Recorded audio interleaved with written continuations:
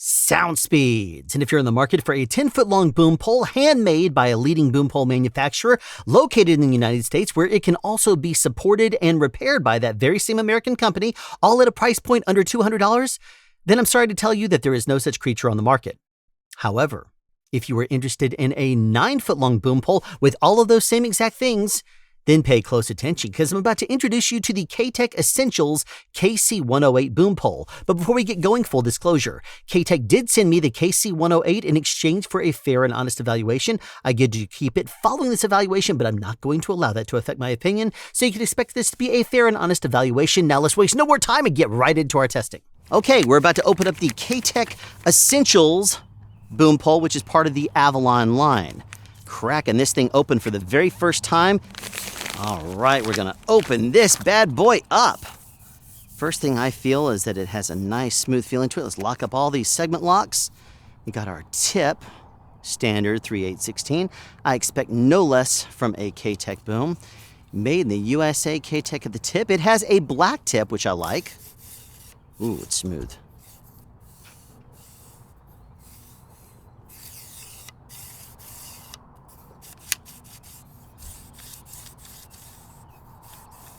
This is a different feeling type of material than I've run into in the past with K-Tek. It doesn't feel aluminum. It doesn't feel like carbon fiber. What in the world is this? It's their new, what they call is a new compound. I'm not 100% sure what the material is just yet, but it feels smooth to the touch. I'm sure it's very highly conductive, so be careful if you use it in your power lines. Ooh, it feels smooth. Ooh, it's slightly silky, like it's been greased. It's the first of these booms around a $200 price point that feels like it has a little bit of a smooth sheen on it, like it's lightly greased on the inside segment. So let's take apart each segment lock and look and see what we're looking at here. Okay, as with many K-Teks, there's a lot of threads in there that you got to go through in order to get out of it. Not that that's a bad thing at all. There's just a lot of threads. That's all it is. That's the only observation I have. Okay. All right, looks like the Delrin that we're used to here around the end. And let's check the diameter. Oh, it's pretty nice and tight. It's barely, it's like barely moving. It's a little bit of a difference in diameter, but it has to be in order to slide. It's very, very tight though, but not overly tight. It's like right where it needs to be. It's not overly loose, it's not overly tight. If you notice, it's grabbing hold of my fingers, though, because there's a slight oil on the outside of it. It's not really, it's not like lotion, and it's not something that gets on your fingers and you feel like you're sticky or anything like that. It's very smooth feeling. It's like a conditioner almost for whatever this material is. Let's look at the locking mechanism on the inside. Can we get that out?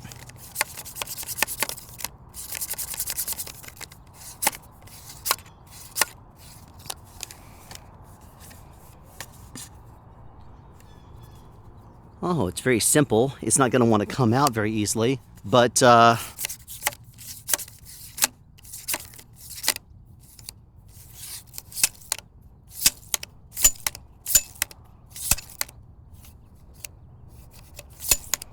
obviously can take abuse.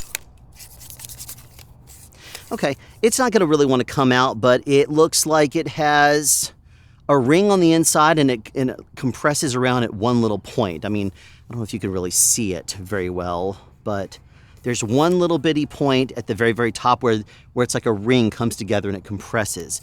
So that would be at the very top right now, if you can see it. I don't know if you can. I'll hold it really still for a second and see if it's something you can notice. There might be a little bit of light going through there, but that's a standard approach. I mean, it's not a bad thing at all. I'm just simply pointing out the locking mechanism.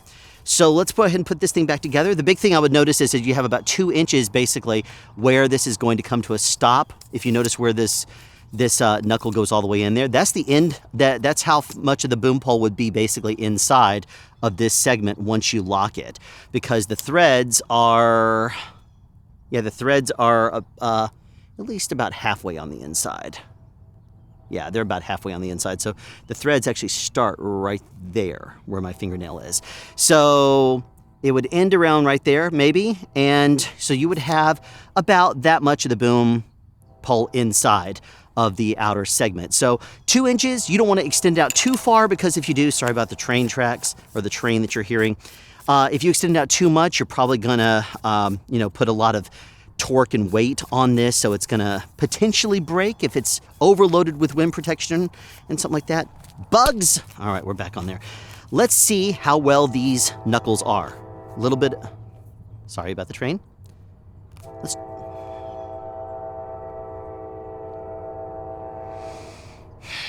Train, I have an episode to shoot here. I need you to be quiet, okay? Quiet, please. Okay. This is it talking back to me.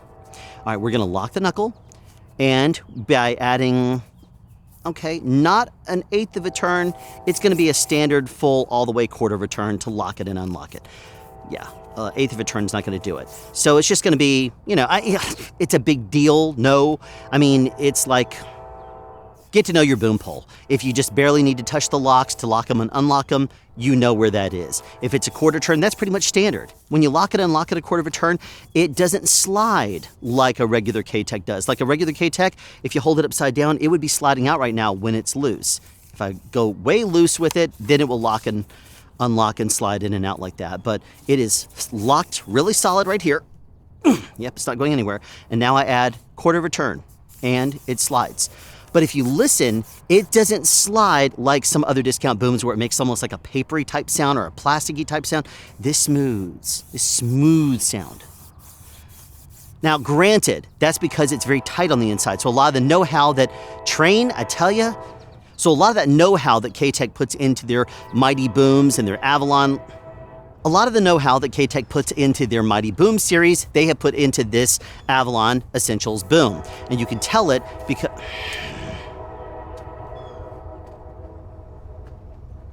Just go away.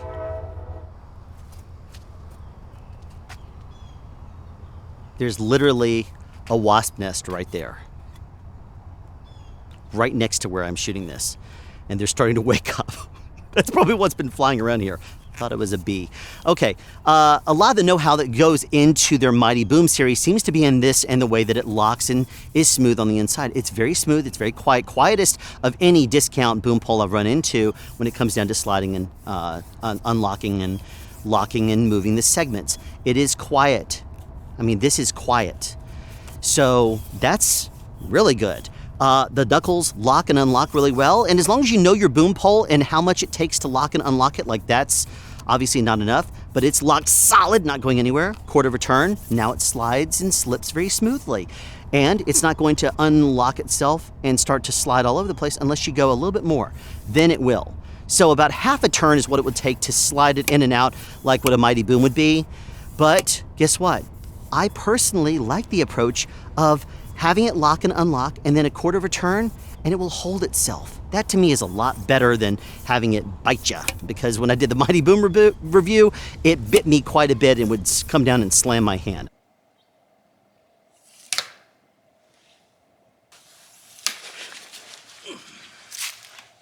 All right, locking and unlocking every single segment here, and yeah, every single one of them locks and unlocks very smoothly and very easily. Not too much tension, not too little, and every lock is independently locked and unlocked for the others. So it's good, really good. I like this pole a lot, especially at the price point of $200. This thing is a steal. There's a plastic tip at the end here, which is designed, it looks almost like a mic stand. Like you could put this on a mic stand. Is that a 5/8/27? Now the sun's gonna come out and lens flare the camera. Beautiful. That feels almost like it is a mic stand 5/8/27 thread. So I don't know what you would do with that, but hey, it is an option. Maybe K-Tek will come out with some sort of an attachment later. There is light coming all the way through there, but not too hard to imagine. That's from the little tip right there. The little plastic cap goes back on, and this is aluminum on the end, grabbing hold. That might be like an Avalon pole. It's been a long time since I've seen an Avalon pole. This looks to me like it is a 5/8/27 thread, like it can mount on the end of a microphone stand. Don't know why you would do that. Maybe K-Tek will come out with some attachment in the future for that. And if I were to guess, I'd say that if you rest this on the ground too much, it could end up putting a lot of pressure on that little rubber cap, and it might end up coming off, or not rubber, it's plastic, and it might end up coming off and breaking off over time. So be aware of that. You will get little scrape marks on there too. This whole thing is black or extremely dark gray, which sometimes boom poles, they refer to it that way. I like the compound though. Now let's check this thing out and see how it performs. First time extending the new Essentials K-Tek boom. Let's see how well this thing feels when it's out there. A little bit of play, a little bit of wobble in it, which is not an over big issue when you swing it around here. That little bit of wobble, which segment is that in? It might just, let me try locking it down a little bit more and see if it goes away. Sometimes that's all it needs, is you just need to lock it a little bit more. Little bit of a noise in there. We'll try it with the microphone on the end. Sorry I had to relocate. About 30 cars showed up about the time I was extending this boom pole, and a bunch of kids got out and wanted to see what I was doing. And I didn't want to answer a whole bunch of questions, so we are here now. I like that smell. Whatever this smell is good. My nose doesn't work all that well, but I tell you, this is a smell that I like. Wonder what that chemical is. It's probably not healthy. No, I'm sure it's not a problem at all. Otherwise, they wouldn't put it on a boom. But it's probably not something you take big whiffs of. If you're really aggressive with it, you'll hear some movement. But, you know, that's to be expected pretty much on any boom pole. Wobble it all over the place, trying to make noise. You will. Guess what? It's a thing that will make noise. Let's try it with the microphone and see what happens. I'm running the microphone cable directly out of the pistol grip to the ground. I'm not wrapping it around the pole. I want to try to isolate any handling noise that you're hearing from my hands into the microphone as opposed to through the cable.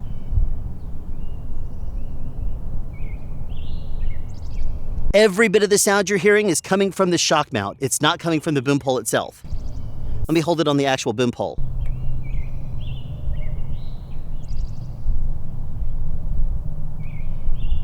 That's all shock mount and microphone. This is a quiet boom. I tell you, K-Tek has taken a lot of their boom know-how from like the Mighty Boom series, and they put it into this. This thing is quiet. I mean, if I want to make noise, I can, but it takes a lot. What you're hearing is the cable hitting the ground because the microphone's pointing right at it. If I do this number, this thing is quiet. Oh, this is a good boom.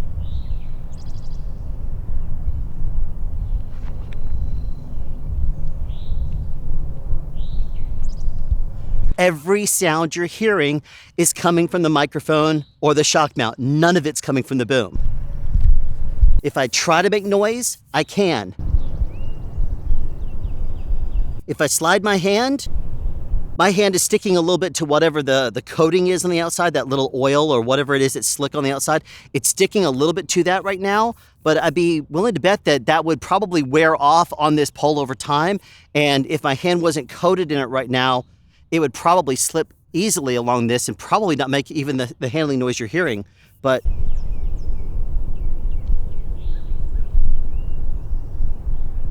that's still really quiet. As soon as you wrap your hands around the pole, it's dead quiet.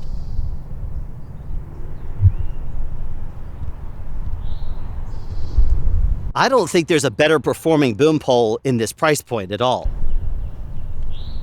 What if I grab the knuckles? If I grab the piece at the end? Oops, let's pull out all of our slack in our externally wrapped boom cable, which I hate, as you know.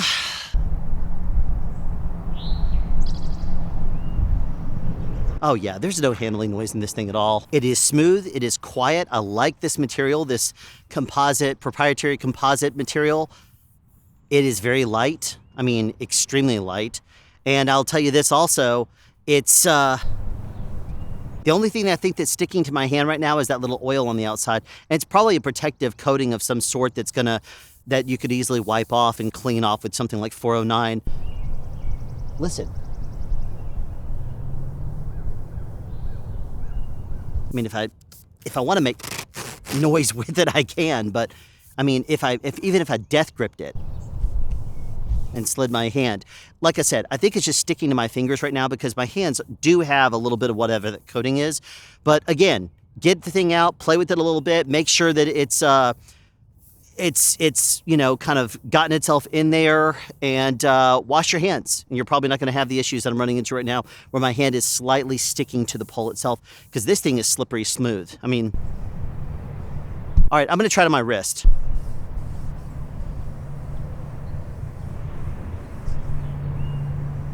You're not hearing any of that. Same exact skin. The only difference is it's not on my hand. You'll hear nothing here, but here, I mean, you're hearing it as I go back and forth. Listen. Hear that sticking? But you're not hearing it. There. This is a good pole. I really like this a whole lot. And really, I don't need to do any more testing. The knuckles feel great. I mean, they lock and unlock exactly as you'd expect them to. They lock with a full quarter of a turn. They're not going anywhere. Lock it, unlock it. It's slippery smooth, but it doesn't bite. So like if I loosen it, it's not going to bite unless I go like another quarter of a turn and kind of encourage it. You saw me shake it a little bit, but I mean, then it's going to slip. But if I go back that much, it's not going to go. And I can still, it's right at that middle point. So go that much, it's going to slip in and out. And it's slightly belayed. So let's try it right there. Kind of have to encourage it, but it still slides in and out. Personally, I think this is the best boom pole in this price point. It's probably because K-Tek took a lot of their and years of experience and know-how in making good solid boom poles, and they put it straight into this Essentials pole, which is only $200. That is a steal of a deal. This thing is great. I like the fact that it's black. I like the fact that it feels good. That protective coating on the outside is, I'm sure, something they put on there just to help it, you know, until you start using it. It's probably some sort of a lubricant. But I mean, if you notice, it's basically going away. Seriously, what is not to love about this boom pole? Really, the only thing might be that this cap at the end is plastic, and if you touch it to the ground a whole bunch, it's probably going to, over the course of time, grind, and, I mean, it might end up breaking at some point. But, I mean, you're not going to probably run into, I mean, it's loose now because I just tapped it a few times. But, I mean, if anything, this thing comes straight off, and then it's absolutely dead quiet. And I don't even think that you need to keep it on there unless you just want to. I mean, I would like it if it had a rubber bumper at the bottom, but guess what? The aluminum works just fine. It's probably what's on an Avalon pole. It looks very much like the end of an Avalon. It looks like it was handmade because there's little slight imperfections that show you that it wasn't a machine that did it. It was made by someone by hand that physically looks at it and makes sure everything is done the way it should be when they make it. That to me is great. I mean, I love the fact that it's handmade. I love the fact that it's made in the USA. I love the fact that it's black on the tip. There's really nothing on this thing that would be shiny or high gloss that would stand out as being an issue at all. If you really ran into a problem with reflections, put tape over the word K-Tek. I mean, but even then, I've never really run into a little bit of a branding thing like that being an issue. It's very, very thin type. Final thoughts about the K-Tek Essentials boom pole. It is light. It is strong. I mean, you can see how I'm swinging this thing around. It is completely black. The knuckles lock and unlock extremely solidly. It is something that's on it's next level than compared to any other competitor on the market at this price point. So $200, I would say, for this K-Tek boom pole, that's a no-brainer. I mean, this thing, to me, is the best $200 boom pole on the market. And you guys know that this is not a compliment I just hand out. I take my boom poles very, very seriously. This is serious. Now that you know what I think about this boom pole, I want to address something that I speculated about earlier in this video. What in the world is this opening for? Now, I didn't want to say anything just in case I was wrong, but it ends up being that I was very right, and that is that the bottom here is designed for an XLR exit. Now, that means that you can get the KC-108 internally coiled cable, or you can just run a straight cable through and go out of this as well. So this can be cabled internally or externally, however you would like to. So that just makes it even all that much better. So again, I will state this. I think this is the best boom pole at $200 on the market. So thank you for tuning into this episode of Sound Speeds, and be sure to tune in the future for more products that are probably going to blow my mind as well as yours. And of course, as always, sound advice. Have a question you'd like answered or want to add something? Be sure to write it in the comment section down below. You can also make a suggestion for future topics of discussion. Again, comment section down below, or you can email me at soundspeeds@yahoo.com. Be sure to subscribe and turn on notifications so you won't miss out on future sound advice.